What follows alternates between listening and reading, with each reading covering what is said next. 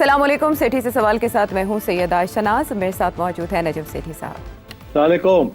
सेठ साहब, power lunch के कल हमने सारी डायमेंशंस डिस्कस की, लेकिन एक डायमेंशन उसमें मिस हो गई। आज एक और बहुत बड़ी डेवलपमेंट भी है, उस पर बात करने से पहले ज़रा उस पहलू को निपटा लें जो बहुत अहम था लेकिन मिस हो गया। फील्ड मार्शल आसिम मुनीर साहब और अमेरिकन प्रेसिडेंट के दरमियान जो मुलाकात हुई, उससे मिलिट्री टू मिलिट्री ट्रैक की तो तजदीद होती है, लेकिन उससे सिविलियन क़यादत ने लेफ़्ट आउट महसूस किया होगा यकीनन कल तक या अब से थोड़ी देर पहले तक, और ऐसे लगा कि उन्हें बाईपास किया गया है, जिसकी वजह से बहुत से तज्जियाकारों ने कहा कि उन्हें घबराना चाहिए, मुस्लिम लीग नून और पीपल्स पार्टी को भी घबराना चाहिए।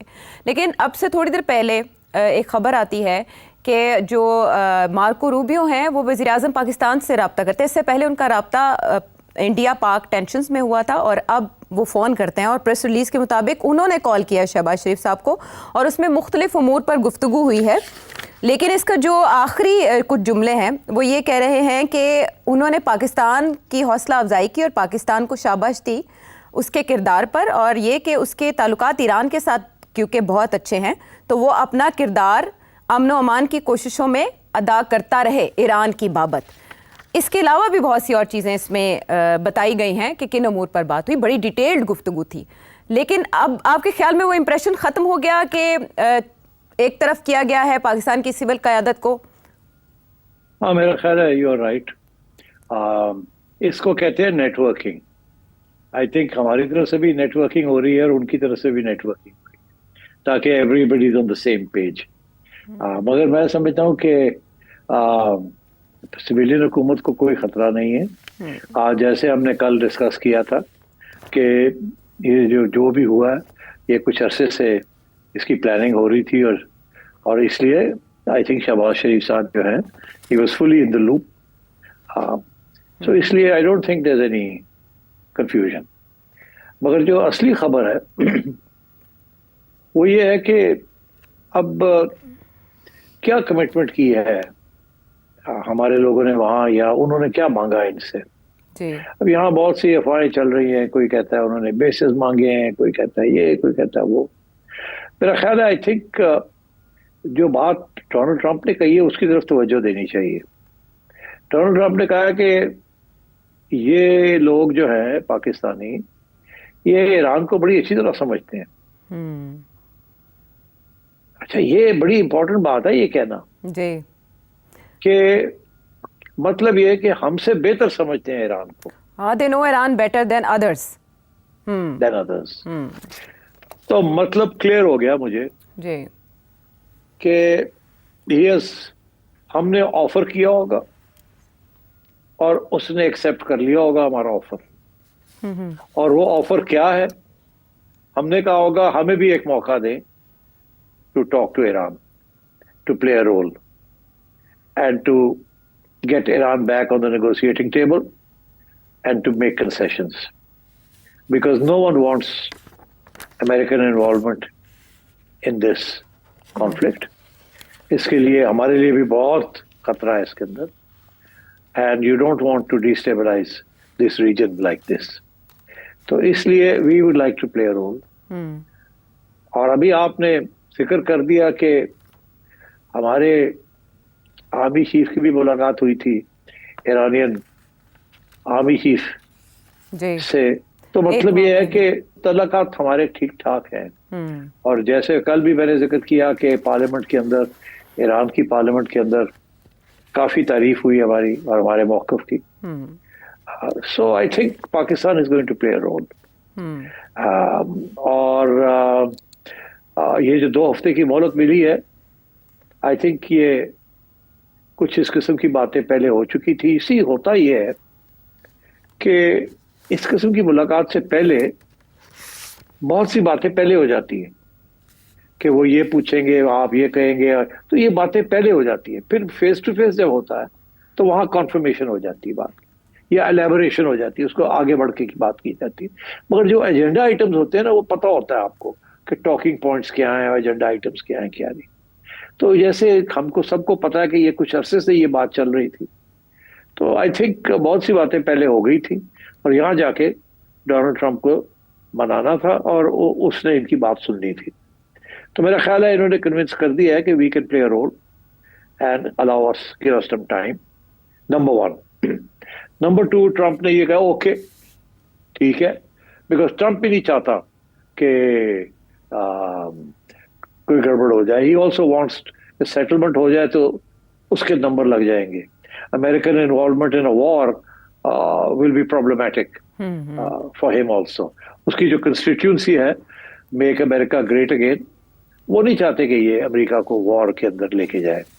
और आपने देखा कि वहां की कांग्रेस के अंदर भी बातें शुरू हो गई हैं कि प्रेसिडेंट से ये पावर नहीं होनी चाहिए, एक सिर्फ कांग्रेस के पास पावर होनी चाहिए टू गो टू वॉर। तो ये बातें भी शुरू हो गई हैं, तो वो उसे एहसास है इस बात का। और ये जो 2 हफ्ते की मोहलत दी है, आई थिंक अब 2 हफ्ते या इससे कम we can't say, because Trump के बारे में ये जरूर है वो आज एक बात करता है कल फिर चेंज कर देता है। मगर अगर इफ यू गो बाय जो पहले की बात हुई उससे 60 दिन दिए थे और 61st डे इसराइल ने अटैक कर दिए, तो अब उसने 2 हफ्ते और दिए। मेरा ख्याल है दिस इज, एक तरफ तो उसने अपने जहाज वाज भेज दिए, वहां टैंकर्स भेज दिए रिफ्यूलिंग के लिए टू हेल्प इसराइल। दूसरी तरफ उसने कुवैत वगैरह से अपने जो जेट्स स्टेशन है अमेरिकन बेसिस पे उनको विड्रॉ करके सेफर प्लेसेस पे लगा भेज दिया। इंडिकेशन ये है कि we are ready to go to war. अच्छा, दिस इज ये टैक्टिक्स यही होते हैं कि जी हम आ गए हैं, हम मारेंगे अब, और सब इंडिकेशन सिग्नलिंग जो है ना वो हो जाती है। मगर that is the way you arrive at a negotiating position. तो मेरा ख्याल है कि अब you will get another chance at negotiation. अब यूरोप में तो आपको पता ही है इस वक्त यूरोपियंस और ईरानियंस बैठे हुए बात कर रहे हैं जी। और आपको ये भी पता है कि जब पहले ये डील हुई थी विद अमेरिका तो उससे भी यूरोपियंस ने रोल अदा किया था जी। और अब भी यूरोपियंस नहीं चाहते कि ये जंग हो। So I think things are moving in the right direction and I think Pakistan कोई ना कोई रोल अदा करेगा। मैं आपको एक हिंट देता हूँ जी अभी हमारी डेलीगेशन वही है ना, वॉशिंगटन में ही है जी। तो जब ये वापस आएंगे तो जरा नोट कीजिएगा ये रास्ते में कहाँ रुकते हैं। अच्छा, स्टॉप ओवर कहाँ करते हैं? ये जो डेलीगेशन फील्ड मार्शल की क़यादत में वहाँ गया है फॉर 5 to 7 days ट्रिप का ड्यूरेशन बताया जा रहा है। आप कह रहे हैं वो वापसी पर कहाँ रुकता है ये देखना होगा। Okay, very important. Look out for it. Middle east में ठहरेंगे कहीं। अब मैं इससे ज्यादा बात नहीं करता, ठीक है ना? अच्छा। आप लोग भी थोड़ा सा होमवर्क करें ना, थोड़ी सी आप अपने चिड़े और कबे उड़ाए थोड़े से। नहीं सेठ साहब, हमारे पास अब हम ड्रोन की तरफ जा रहे हैं, अब हम इन परिंदों पे इक्तफा नहीं करते। लेकिन मैं वापस आती हूँ इस प्रेस रिलीज की तरफ। असल में जब कल आपसे ये पूछा गया कि उस मुलाकात में क्या क्या बातें ज़रा गौर आई होंगी, तो आपने ज़ाहिर है उनका अहाता किया कि पॉसिबली ये डिस्कस हुआ होगा, और आपने ये भी कहा वहाँ आपकी चिड़िया नहीं थी। लेकिन ये गुफ्तगू जो आज हुई है इसमें यहाँ तक कि इंडिया के साथ मीनिंगफुल डायलॉग की भी बात की गई है, जम्मू कश्मीर का भी जिक्र है, इंडस वाटर ट्रीटी का भी है, और BLA and TTP and other militant groups जिसके लिए यूएस ने अपने ताउन का यकीन दिलाया है। सेक्रेटरी रूबियो ने कहा है कि अमेरिका ताउन करेगा। तो ये जो पॉइंट्स इसमें बयान किए गए हैं, क्या वही फील्ड मार्शल की मुलाकात में भी ज़ेर बहस आए होंगे? नहीं, देखिए तो हमारी तरफ से तो यही बात आती है ना कि हम तैयार हैं इंडिया के साथ ऑपोजिट डायलॉग करने के लिए, सारे इश्यूज टेबल पे रखने के लिए जी। यहाँ तक कि हमने तो ये भी कहा होगा कि हम तो वेलकम करते हैं, आप कोई रोल अदा करना चाहते हैं हम आपको खुली छुट्टी देते हैं, आप रोल अदा करें। तो ये तो उन्होंने कहा होगा क्योंकि उन्हें पता है ट्रंप चाहता है कुछ करे वो। मगर प्रॉब्लम तो वही है ना कि इंडिया नहीं मानता कोई बात। और आपने देख ही लिया कि नरेंद्र मोदी का जो बयान आया कल, दे बेसिकली सेइंग कि आप झूठ बोल रहे हैं ट्रंप, आपने हमारे साथ कोई ऐसी बात नहीं की और हमने कोई आपको कमिटमेंट नहीं की टू डू एनीथिंग। और वो अभी तक वही हॉर्न बजा रहे हैं कि जी हम तो अभी तो पॉज है, हमने तो अभी बात खत्म नहीं की ऑपरेशन सिंदूर की एंड सो ऑन। तो मेरा ख्याल है पाकिस्तानी इस वक्त बड़ी अच्छी विकेट पे खेल रहे हैं, बड़े अच्छा इंप्रेशन क्रिएट कर रहे हैं। और ये ट्रिप जो है I think it's going to be a valuable trip. मैं नहीं समझता कि Pakistan will give any basis to America. मेरा नहीं ख्याल अमेरिका को बेसिस की जरूरत भी पड़ेगी। आई don't think so. So I think Pakistan will never act against Iran. And so therefore and America को भी इस बात का पता होगा और एक्सप्लेन भी कर दिया होगा पाकिस्तानी डेलीगेशन ने कि हमारे क्या मसले हैं, how we can not become a Trojan horse. आपको पता ना ग्रीक मिथोलॉजी में जी एक पूरी कहानी है ट्रोजन हॉर्स की। ट्रोजन हॉर्स एक लकड़ी का घोड़ा था जिसमें कुछ फौजी दस्ते छुपाए गए थे और घोड़ा जाके एक शहर में ट्रॉय में जाके रख दिया था और फिर रात के वक्त घोड़े में से फौज के दस्ते निकले और उन्होंने शहर को सीज कर लिया। तो मतलब एक घुसपैठी है सीक्रेट। तो ईरान हमेशा यही शक करता रहा है कि पाकिस्तान शायद एक ट्रोजन हॉर्स है अमेरिका का। और हम किसी सूरत में भी इस इम्प्रेशन को अब नहीं बरकरार रहने देंगे। And so now therefore there is no question of allowing American basis. अलबत्ता ये जरूर है that we will play a role in trying to mediate this conflict. तो आपके ख्याल में पाकिस्तान किस हद तक असरअंदाज हो सकता है ईरान और अमेरिका के दरमियान एक डील कराने में? कितना असर रसूख ईरान पर है? मैं प्रिडिक्ट करता हूँ कि कामयाब सिर्फ पाकिस्तान नहीं, यूरोपियन सब मिलजुल के everybody is working towards this. और सारे अब बेसिकली जो होगा क्या कि ईरान तो पहले दिन से कह रहा है कि हमने एनरिचमेंट नहीं की जी। दूसरी बात यह कि अमेरिका खुद तस्लीम करता है, यूरोपियंस खुद तस्लीम करते हैं, उनके मिलिट्री एक्सपर्ट्स पेंटागन सारे तस्लीम करते हैं कि उन्होंने नहीं इनरिचमेंट की और ना ही उनका इरादा है टू मेक अ बॉम्ब।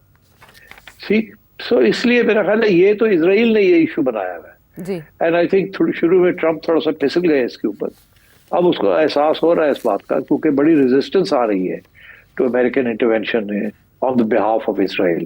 क्योंकि इसराइल की इस वक्त स्टैंडिंग दुनिया में बिल्कुल जीरो है। कोई भी उसके पुराने एलाइज और दोस्त सारे छोड़ गए उसको।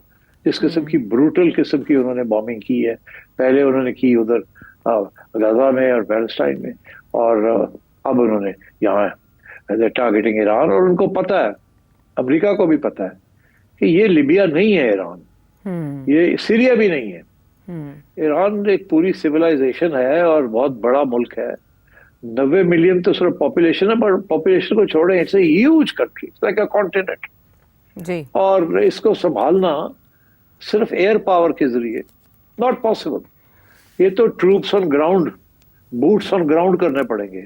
2-3 लाख फौजी ग्राउंड पे लैंड करने पड़ेंगे, पूरी फौज आनी पड़ेगी। It's not possible. वो उन्होंने करके देख लिया ना वियतनाम में क्या हुआ। उन्होंने और जगह पे भी कोसोवो में इधर उधर करके देख लिया ना क्या हुआ जी। तो ये नहीं होना। So I think basically as long as the American are assured कि न्यूक्लियर बॉम्ब की तरफ नहीं जाएंगे ईरानियंस, तो I think there can be a settlement. अभी थोड़ी सी गुंजाइश नहीं रखी थी। अमेरिका कह रहा था कि बिल्कुल एनरिचमेंट बंद कर दें, ईरान कह रहा था नहीं हमें पीसफुल पर्पसेस के लिए कर लेने दें, इंस्पेक्शंस जितने चाहते हैं आप कर लें। अब मेरा ख्याल है ये पोजीशन से थोड़ी सी हटना पड़ेगा। अमेरिका शायद इजाजत दे दे कि हाँ आप 20% तक कर सकते हैं या 30% तक कर सकते हैं और फुल इंस्पेक्शंस, तो कहीं ना कहीं मेरा ख्याल है सेटलमेंट हो जाएगी। आई थिंक ये 2 हफ्ते की जो मोहलत है इट्स क्वाइट अ सिग्निफिकेंट। हो सकता है वो कहता 4 दिन 5 दिन यूरोपियंस के साथ नेगोशिएशंस हो रहे हैं, इनको होने दे, देख लेते हैं।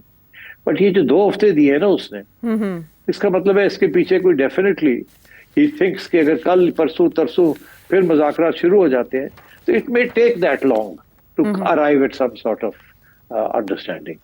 एंड आई एम होपफुल कि अगर Pakistan can play a good role in all this, ये पाकिस्तान के लिए एक फेदर इन द कैप होगी और जनरल आसिम के लिए भी बहुत बड़ी एक नया कामयाबी होगी ये। and so therefore good for Pakistan all round. अल्लाह करे कि पाकिस्तान की एफर्ट्स भी कामयाब हो, यूरोपियंस की एफर्ट्स भी कामयाब हो और ईरानियंस जो हैं और American they can finally come to some understanding and this ये जो क्राइसिस है ये चल जाए। ये तो second feather in the cap हो जाएगा ना इंडिया और पाकिस्तान के दरमियान जो हुआ, जिसके बाद फील्ड मार्शल बने और फिर अमेरिका का ये ट्रिप हुआ। कहा जा रहा था कि पहले सिर्फ पेंटागन और सेंटकॉम से मुलाकातें शेड्यूल थी, लेकिन बाद में रीशेड्यूल किया गया और फील्ड मार्शल जाके अमेरिकन प्रेसिडेंट से मिले। सेठी साहब, एक चीज़ बहुत ज़्यादा तवातर से की जा रही है, वो ये कि फील्ड मार्शल ने इन्वाइट किया प्रेसिडेंट ट्रंप को कि वो पाकिस्तान आए, और आज की जो ये फ़ोन कॉल है इसमें भी प्राइम मिनिस्टर शहबाज शरीफ ने सेक्रेटरी रूबियो को भी कहा है आप भी तशरीफ़ लाएं, और प्रेसिडेंट ट्रंप को भी कहा है। वो कह रहे हैं फ्रीक्वेंट हमारी इंगेजमेंट्स आपस में बहुत ज़रूरी हैं। तो आप इन कमिंग टाइम्स जहां ये अनोखी चीज़ अनहोनी हो गई कि फील्ड मार्शल से मिले डोनाल्ड ट्रंप, तो आप विजिट भी देख रहे हैं यूएस ऑफिशियल्स का पाकिस्तान में? नहीं, यूएस ऑफिशियल्स तो आते जाते रहेंगे, बट ट्रंप नहीं आएगा। ट्रंप उसी सूरत में आएगा जब वो इंडिया जाएगा और फिर इंडिया से पाकिस्तान आएगा, और वो पता नहीं वो कब होगा कब नहीं होगा। ये हो नहीं सकता कि अब वो इंडिया जाए और फिर पाकिस्तान ना आए, तो और ये हो नहीं सकता कि वो पाकिस्तान जाए और इंडिया ना जाए। सो ये इसको करना पड़ेगा शेड्यूलिंग। इस वक्त इंडिया में ट्रंप साहब का जो गुडविल है वो बहुत कम है, और मेरा ख्याल है ये क्राइसिस के बाद इंडिया अमेरिका रिलेशंस भी रिपेयर करने पड़ेंगे किस हद तक, बिकॉज इस वक्त तो पाकिस्तान इज फ्लाइंग हाई और इंडिया बड़ा नाराज है। तो सर, जिस तरह से इस प्रेस रिलीज में जिक्र किया गया बार बार इंडिया के साथ हल तलब मामलात का, इस वक्त ना सेक्रेटरी रूबियो इस पोजीशन में है और ना प्रेसिडेंट ट्रंप के वो इंडिया और पाकिस्तान को एक मेज पर बिठा सके। मुश्किल है, इंडिया नहीं बैठेगा। ओके, इंडिया अभी नहीं बैठेगा, ठीक। इसके लिए काफी मेहनत करनी पड़ेगी। मगर पता नहीं आपने एक गौर किया कि नहीं किया एक और चीज के ऊपर। इस वक्त ये जो रेजीम चेंज की बात हो रही है, इन ईरान हो रही है ना, इन ईरान, और सब लोग यही कह रहे हैं कि नेतन्याहू तो ये चाहता है, और शायद अमेरिका भी ये चाहता है कि अगर और कुछ नहीं तो रेजीम चेंज हो जाए। मगर बड़े इंटरेस्टिंग सवाल खड़े होते हैं ये रेजीम चेंज के ऊपर। पहली बात तो ये है कि इस वक्त कोई कैंडिडेट या कोई पार्टी नहीं है जिसको ये उठा के और खड़ा कर दे। कोई ऐसी ऑपोजिशन पार्टी, कोई ऐसी चीज नहीं है जो कि सारे ईरान को संभाल ले। और ये रजा शाह पहलवी का जो बेटा है, इसके तो बस की बात नहीं, सवाल ही पैदा नहीं होता इसको एक्सेप्ट कर ले। मगर एक और बड़ी इंटरेस्टिंग बात है, वो लोग जो एनालिस्ट ये कह रहे थे, इजराइलीज स्पेशली, कि ईरान के अंदर एक मूवमेंट शुरू हो जाएगी अगेंस्ट द इस्लामिक रेजिम, और हमें सिर्फ हवा देने की जरूरत है, फंडिंग की जरूरत है। लोग बड़े नाराज हैं इस गवर्नमेंट से, स्पेशली वुमेन, और जो सख्ती, जो कंजर्वेटिविज्म है, और जमहूरियत चाहते हैं लोग, और ये अच्छा मौका है इन लोगों को उकसाने का। अच्छा, वो हुआ नहीं। हुआ ये कि सारे के सारे लोग वो अयतुल्लाह के पीछे खड़े हो गए। ये बिल्कुल ऐसे ही हुआ है जैसे जब इंडिया के साथ हमारा मसला बना है तो पीटीआई वाले भी और बाकी लोगों के साथ, हमारी इस्टेब्लिशमेंट के साथ खड़े हो गए बिकॉज ऑफ नेशनलिज्म। और ईरानियन नेशनलिज्म तो बहुत स्ट्रांग है। तो अब मैं देख रहा था बहुत से क्लिप्स और videos from with in Iran, और वहां से तो यही सेंटिमेंट है कि जो भी होगा we will stand with our regime. हम अमेरिकन इंपीरियलिज्म और इजरायली ब्रूटैलिटी को नहीं एक्सेप्ट करेंगे। तो मेरा ख्याल है वो जो है ना रेजिम चेंज का, कि अंदर से उकसाया जाए, कोई ऑपोजिशन खड़ी की जाए, कोई, वो मेरा ख्याल है बिल्कुल that is a non starter. वो नहीं होना। अब इसीलिए फिर इनको सोचना पड़ेगा कि अगर बॉम्बिंग भी करते हैं तो उससे ऑब्जेक्टिव क्या है। अगर तो ऑब्जेक्टिव रेजिम चेंज है, वो तो होने कोई नहीं। तो अगर ऑब्जेक्टिव ये है कि न्यूक्लियर प्रोग्राम खत्म करना है, तो वो उसके दो ही तरीके, या तो आप न्यूक्लियर फैसिलिटीज को बिल्कुल खत्म कर दें, और या आप नेगोशिएट करके कोई डील कर ले, better deal than the last time. अच्छा, अब better deal than the last time रुक गई थी ना, वो हुई नहीं, तो इसीलिए तैयारियां हो गई थी कि जी अब वो फोर्दा के जो न्यूक्लियर साइट है जो कि 300 फीट से ज्यादा नीचे बेरिड है, वो तो आम बम के साथ तो उसको नुकसान नहीं पहुंचाया जा सकता। वो एक पहाड़ के नीचे जी। और असली वही सबसे ज्यादा सेंट्रीफ्यूजेस जो है वो वही है। That is the main enrichment plant. तो उसमें आप अगर बस्टर्स बॉम्ब भी ले आएंगे जो कि सिर्फ अमेरिका के पास है और B-2s, और वो अगर आके बमबारी कर तो फिर भी आप उतना डैमेज नहीं कर सकते। या तो तसलसल एक ही जगह पे बम मारते जाए, 1 2 3 4 5 6 7 8 9 10, ओवर से वीक ऑफ बॉम्बिंग, जी। कि आप उस फैसिलिटी को नॉकआउट कर दें। हम्म। अदरवाइज तो सिर्फ ये होगा कि ठीक है, जो नीचे टनल्स बनी हुई हैं और वो थोड़ी बहुत डिसरप्ट हो जाएंगी, कोलैप्स कर जाएंगी एक्सेट्रा, बट द मेन जहाँ सेंट्रीफ्यूजेस हैं दे स्टिल बी प्रोटेक्टेड। तो ज्यादा से ज्यादा इस किस्म की फौजी कार्रवाई के साथ आप 3 महीने, 6 महीने, साल आप डिले कर सकते हैं, but you can not knock it out. और राइट। क्योंकि ईरानियंस को पता है हाउ टू एनरिच यूरेनियम, आज नहीं कल नहीं परसों, they can go back to it. So it is better to have a regime and a deal where inspections take place, and so therefore none of this is required. तो अब मेरा ख्याल है कि we are on that verge कि या तो ये अगले 2 4 5 10 दिन के अंदर अंदर कोई सेटलमेंट हो जाएगी, अगर नहीं होगी तो मेरा ख्याल है कि फिर एक राउंड और लगेगा जी। Of attack from the other side, कि जी ये पौधा के ऊपर भी थोड़ी बहुत डैमेज किया जाए, ताकि ये ना हो कि डील हो जाए और ये इसको डैमेज ना किया जाए। उनकी शायद कोशिश इजराइल और अमेरिकनों की ये होगी कि डील से पहले जितना डैमेज कर सकते हो कर लो, बाद में डील कर लेंगे। अगर एक दफा डील हो गई तो फिर आप डैमेज नहीं कर सकेंगे, ठीक है ना। So sometimes it's like this. तो इसलिए उन्होंने अपनी फोर्सेस तो मूव कर दी हैं वहां, and they can take action at any time, और कोई ना कोई एक्सक्यूज कर सकते हैं। फॉर एग्जाम्पल, कोई ना कोई मिसाइल जाके लग जाती है किसी अमेरिकन आउटपोस्ट को, या खुद ही मार देते हैं और कहते हैं ईरान ने मारी है, and they go in again and do it, जिसे कहते हैं फॉल्स फ्लैग ऑपरेशन। तो बहुत कुछ हो सकता है। So let us keep our fingers crossed, let us hope कि ये जो इनिशिएटिव्स हो रहे हैं यूरोपियन और अब Pakistani initiative, this can succeed. ठीक है, लेकिन इस जंग को छेड़ के इसराइल जो मकासद हासिल करना चाहता था अभी तक उनमें कामयाब नहीं हुआ। यही वजह है कि डोनाल्ड ट्रंप बिल्कुल ब्रिंक पर आकर उन्होंने 2 हफ्तों की विंडो अब दे डाली। उनके पेश नज़र ज़ाहिर है ये भी है कि लॉन्ग टर्म वॉर सस्टेन था इसराइल भी और ख़िता भी, और इसके अलावा लीबिया वाली मिसाल भी उनके बैक ऑफ माइंड में मौजूद है। और भी बहुत से मामला बात करेंगे सेठी साहब से एक ब्रेक के बाद।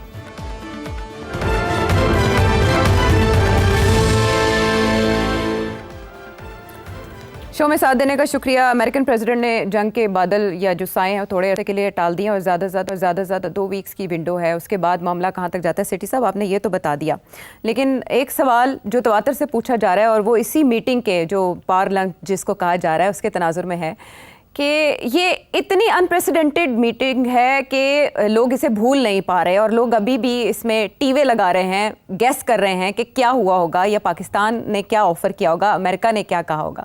मुझे आपसे ये जानना है कि डू यू थिंक कि ये पाक अमेरिका रिलेशनशिप में ओवर टाइम जो जैसा रहा एक रीसेट है? देखिए, रीसेट तो बहुत स्ट्रॉन्ग लफ्ज़ है। रीसेट का मतलब है कि पहले एक स्ट्रेटेजिक रिलेशनशिप थी, क्या फिर से एक स्ट्रेटेजिक रिलेशनशिप सेट होने जा रही है? मैं नहीं समझता कि कोई स्ट्रेटेजिक रिलेशनशिप अब अमेरिका के साथ सेट होगी। स्ट्रेटेजिक रिलेशनशिप आपकी सिर्फ अब एक चाइना के साथ है, और किसी के साथ स्ट्रेटेजिक रिलेशन। अमेरिका भी ट्रांजैक्शनल है और पाकिस्तान के भी ट्रांजैक्शनल है, meaning it is vested interest on both sides, but not any long term. मगर इंटरेस्टिंग बात यह है, लोग इसलिए ज्यादा बातें कर रहे हैं about this so called reset, क्योंकि आपको याद होगा कि इमरान खान के ज़माने में तल्लुकात बड़े ख़राब हो चुके थे, यहाँ तक कि खान साहब ने बाद में फिर इल्ज़ाम भी लगा दिया कि ये जो अमेरिकन हैं they want to house my government. लोग भूल जाते हैं और पीटीआई वाले भूल जाते हैं कि खान साहब जब अमेरिका से वापस आए थे तो उन्होंने जब इस्लामाबाद एयरपोर्ट पे लैंड किया तो अभी तक अब मुझे याद है उन्होंने कहा था कि मुझे इतनी खुशी और इतनी कामयाबी नहीं हुई जब से मैंने वर्ल्ड कप जीता था 1992 में। ये मुझे लफ्ज़ उनके याद, ऐसा लगा जैसे वर्ल्ड कप जीत के आया हूँ। हाँ, मतलब है कि, और वही इमरान खान साहब थे जो कि 1 साल के बाद कह रहे थे कि अमेरिका ने मुझे निकाल दिया। तो बात यह है कि ये पीटीआई वाले दोस्त हमारे भूल जाते हैं कि पहले इन्होंने अमेरिका को हीरो बना दिया, फिर अमेरिका को गालियां दी, फिर अमेरिका के पास चले गए लॉबिंग करने, और फिर यहाँ इंतजार में थे कि अब ट्रंप आएगा तो हम इमरान खान रिहा हो जाएंगे। बड़े बड़े लंबे दावे किए, अब मैं नाम नहीं लेता उन लोगों के, पता नहीं इनको क्या सूझी थी या क्या इनका ख्याल था, कौन इनको मिसलीड कर रहा था, या इनको अमेरिकन पॉलिटिक्स का पता ही नहीं है। अच्छा। तो वो सिचुएशन जहाँ के डोनाल्ड ट्रंप ने सलाम दुआ नहीं ली इमरान खान के बारे में, और ये तवक्को कर रहे थे कि उनको रिहा करवा देंगे। तो अब ये जो जिस किस्म की वेलकम और मीटिंग की है with the army chief, I think it's quite an outstanding shift. But whether it is a reset, I don't know. Reset से मुराद क्या है? क्या अब अमेरिका आपको मिलिट्री हथियार देगा? क्या अमेरिका आपको billions of dollars military add देगा? No.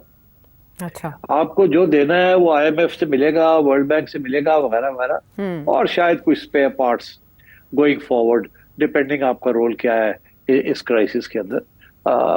वो शायद आपको थोड़े बहुत, क्योंकि वो स्पेयर पार्ट्स तो चाहिए होते हैं ना, आपके पास बहुत सी अमेरिकन इक्विपमेंट है, स्पेशली F-16s वगैरह। तो मेरा ख्याल है इस किस्म के इश्यूज हैं, मगर beyond that I don't think अब कोई स्ट्रेटेजिक रिलेशनशिप बनेगी।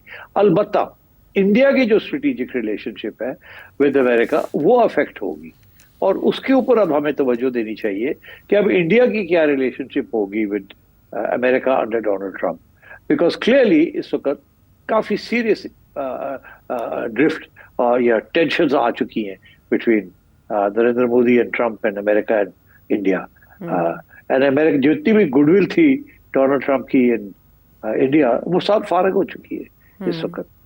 तो I think we should focus not on any strategic gains by Pakistan, but strategic loss by India, जो कि relatively speaking is good, is a strategic gain for us.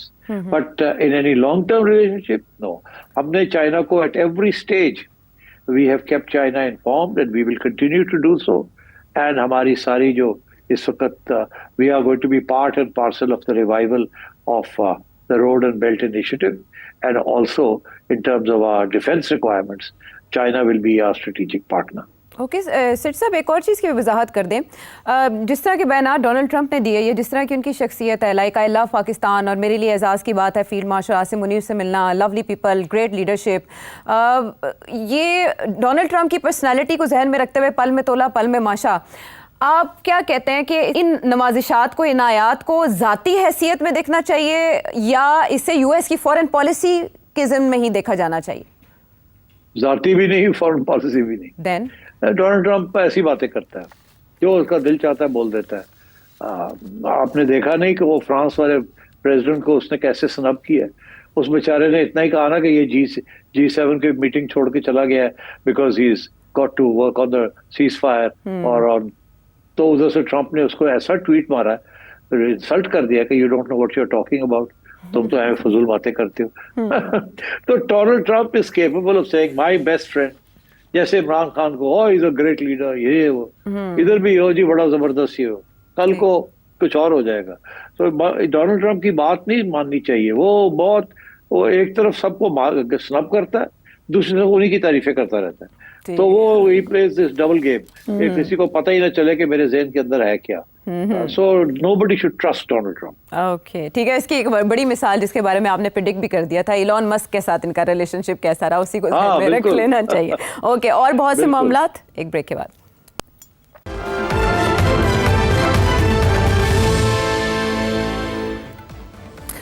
Welcome back to the show. कतार लगी है सवालों की और लंबी फहरिस्त में से सबसे पहले इंग्लैंड से मलिक वकार अली। आप लंदन आए हुए हैं, कोई लिफ्ट नहीं कराते, हमें कोई टेलीफोन नंबर मेरा आपके पास आ गया है, कोई नंबर आप छोड़ दें, मैं आपसे रब्ता करूं, कोई चाय का कप, कोई मैंगो लस्सी, कोई आप लोग खिदमत करें आपकी। नजम सेठी साहब, ये जो जनरल आसिम मुनीर साहब कल व्हाइट हाउस में प्रेसिडेंट ट्रंप से मिले, तो इसमें इंटरनेशनल जो बात हुई होगी ईरान की, वो तो हमसे ऊपर ही है। इसमें सऊदी अरब का भी इनपुट होगा जनरल आसिम मुनीर को मिलाने के लिए ट्रंप साहब से, या वो जो हमने लोगों ने बात शुरू की हुई है जी कि इंडिया को हमने शिकायत दी है, इस वजह से ट्रंप ने बुलाया है। दूसरी बात, इसमें उन्होंने कोई पीटीआई के चेयरमैन इमरान खान के बारे में भी ट्रंप साहब ने बात की होगी जनरल आसिम मुनीर से, या कुछ भी नहीं हुआ इस तरह की बात होगी? क्योंकि पीटीआई अमेरिका ने काफी अर्सा हो गया कमेटी डाली हुई है इधर रिपब्लिकन के साथ। जब से ट्रंप का इलेक्शन हुआ, ये रिपब्लिकन को सपोर्ट भी करते हैं, पैसे भी उनको देते हैं, कमेटी भी डाली हुई है इन्होंने इमरान खान को आके चढ़ाएंगे। तो कहीं ऐसा तो नहीं हुआ कि वो पीटीआई वालों की, ये जनरल आसिम मुनीर की मीटिंग के बाद पीटीआई वालों ने जो अपनी कोशिश की हुई थी या जो लॉबिंग की हुई थी, सारे पैसे रुड़ गए, जाया हो गए? इस बारे में एडवाइस करें। जी देखिए, हम जैसे लोग तो पहले दिन से कह रहे थे कि पीटीआई जो है ना, उन्हें अमेरिकन पॉलिटिक्स के बारे में नहीं पता खास, और वो उनका ख्याल था 4 पैसे लगाएंगे और कोई ना कोई कार्रवाई करवा लेंगे, और कुछ सेनेटर से और कांग्रेसमैन से उन्होंने कुछ बयानबाजी भी कर ली. मगर I never thought for a minute that Trump would go out of his way to do anything for Imran Khan. It doesn't work like that. ये पर्सनल कोई चीज नहीं होती इस चीज में, ये रियासत के इश्यूज होते हैं. एनीवे, तो अब आपने 2 सवाल किए. एक ये कि सऊदी अरेबिया का रोल आगे जाते हुए वो क्या है या हो सकता है, और दूसरा पीटीआई का कि जो पोजीशन है उसके साथ क्या हुआ. तो पीटीआई वाली बात तो मैंने पहले ही कर दी कि they unfortunately from their point of view उनकी कोई हमायत नहीं है. ना ही हमारी तरफ से कोई पेशकदमी हुई होगी, ना ही ट्रंप ने बात की होगी. मैं यकीनी तौर पे कहता हूँ जिक्र तक नहीं हुआ होगा इमरान खान का, ना ट्रंप ने, ना हमने, या किसी और ने. यहाँ तक कि डेमोक्रेसी शोक्रेसी भी कोई बात नहीं हुई होगी.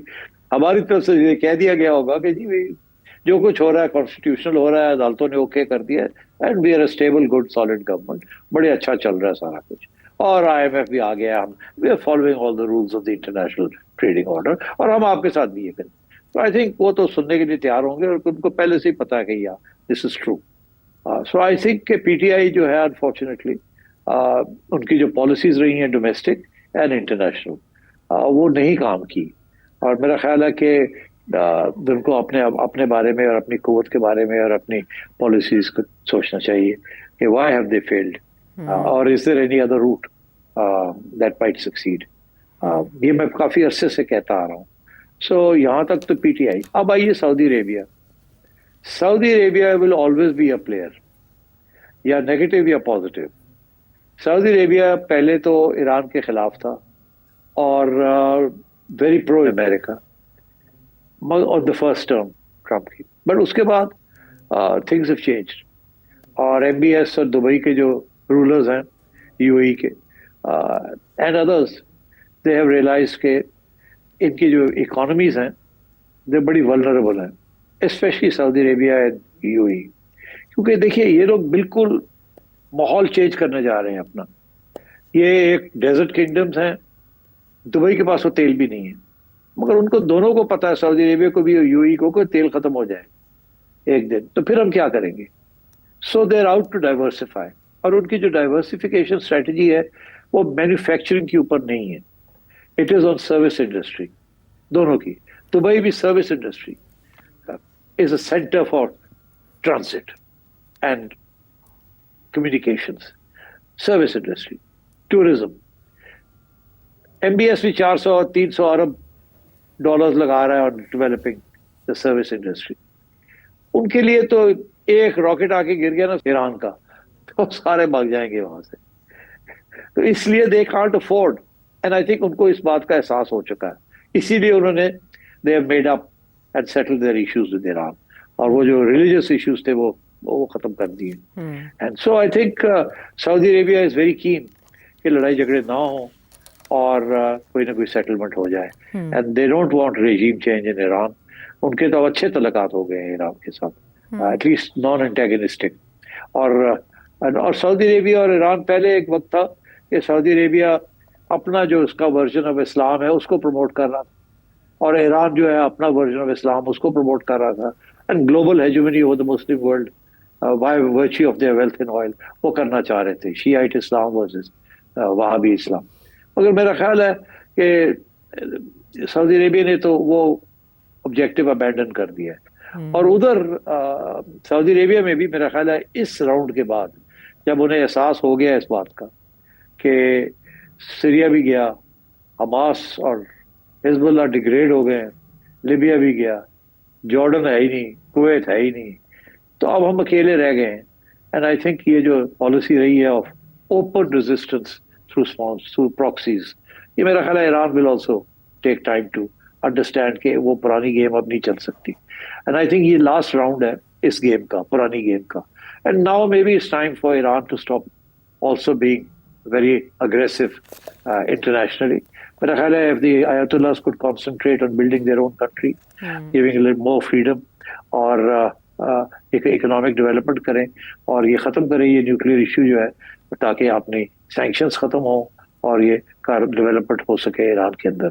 मगर मैं एक बात आपसे कहता चलूं before we end this programme, मैं सुन रहा था आयतुल्लाह खमेनी का अभी एड्रेस किया उन्होंने,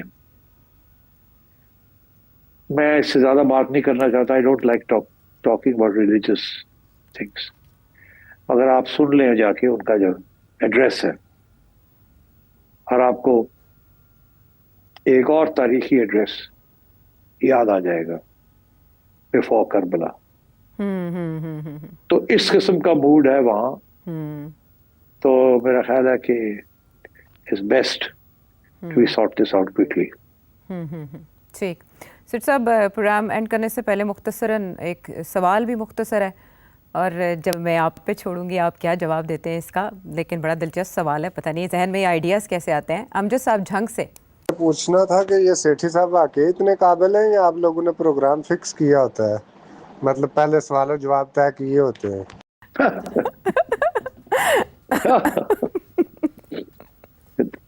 मैं की कमा यार ऐसे लोग इतने शकी हैं, इट्स अनबिलीवेबल।